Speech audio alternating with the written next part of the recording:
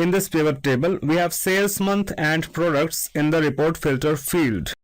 When we open the filter of months, we can see that April to June months have been filtered. But when we come out of filter, we don't know which items have been filtered. Only thing visible is multiple items. This can be little irritating at the time of working with data, as we need to open filters each time to know which items have been filtered in the data.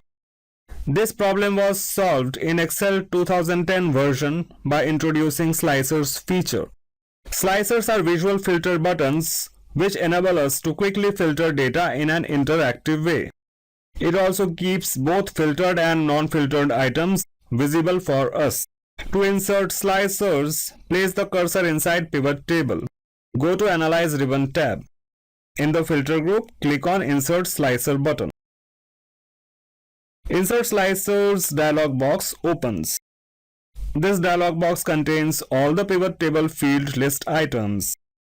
Let's insert 5 different slicers by selecting Sales Month, Products, Zone, Financial Year, and Salesman. Press OK. Arrange the slicers nicely in the worksheet.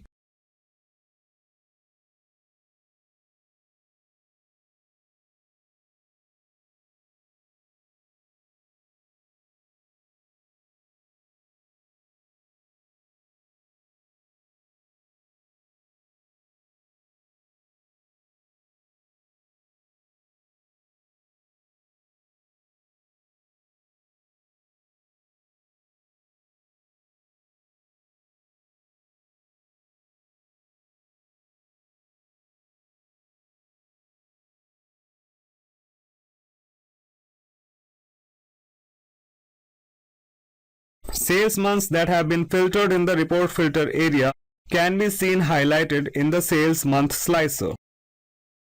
We don't have to use report filter anymore for filtering purpose. We can use these slicers to filter our data. Filtered items are highlighted in blue.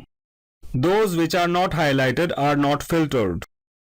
To clear the filter from sales month slicer, click on the top right hand corner. Filters are removed from slicers and report filter area. Let's click on one of the salesman's name. All the slicers have highlighted only the relevant sections of the filters where there are values. Grade items don't have value for the selected salesman. While holding Ctrl key, we can select multiple items randomly or in a row. We can select multiple items in a row together by first clicking on the first item, then hold the Shift key and then select the last item in the row. By holding Shift key, we have selected January to June months in a row.